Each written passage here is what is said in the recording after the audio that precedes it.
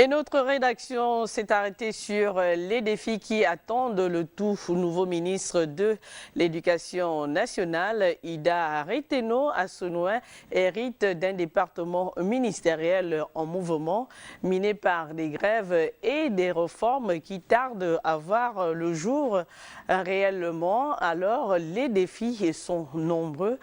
Gabriel Lemami et Jean de Dieu Mamboulou nous présentent quelques défis.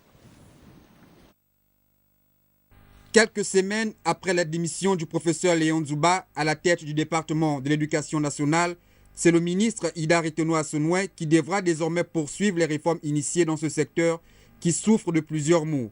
Nous pensons que le ministre arrive au moment où le monde de l'éducation connaît des risques de grève.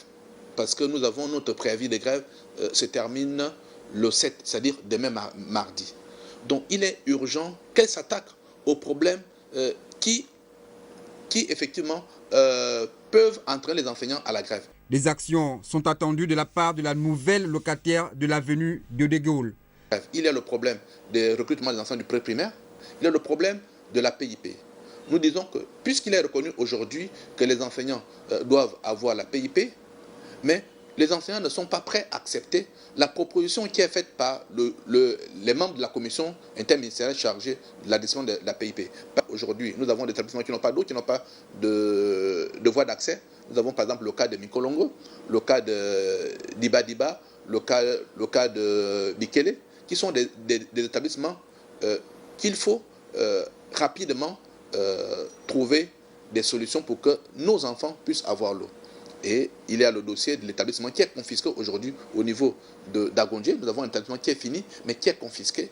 Aussi, le nouveau chef du département de l'éducation devra s'atteler, comme ses prédécesseurs, à initier des dialogues avec les différents syndicats, acteurs des grèves à répétition, qui mettent ainsi en péril la formation de la jeunesse gabonaise.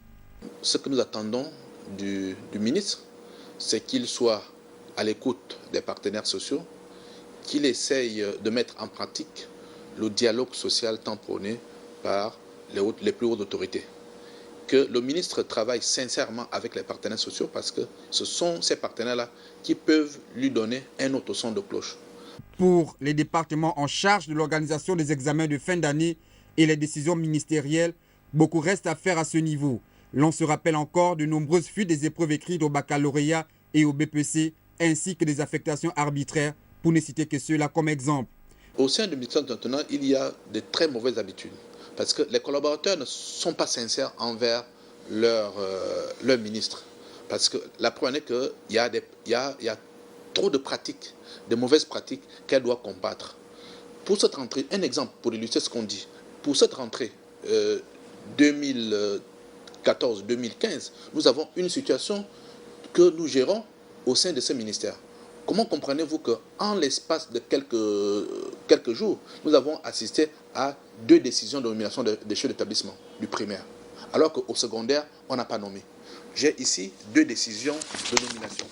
Une qui porte le numéro 87, l'autre qui porte le numéro 89, signée du gouverneur de l'Estuaire. Comprenez que, voyez, c'est parce que les gens ont cru qu'il n'y a plus de ministres, ils se sont mis dans des pratiques que nous condamnons.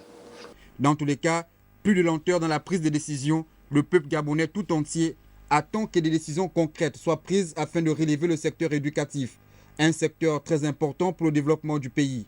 Le nouveau ministre est donc attendu au pied du mur.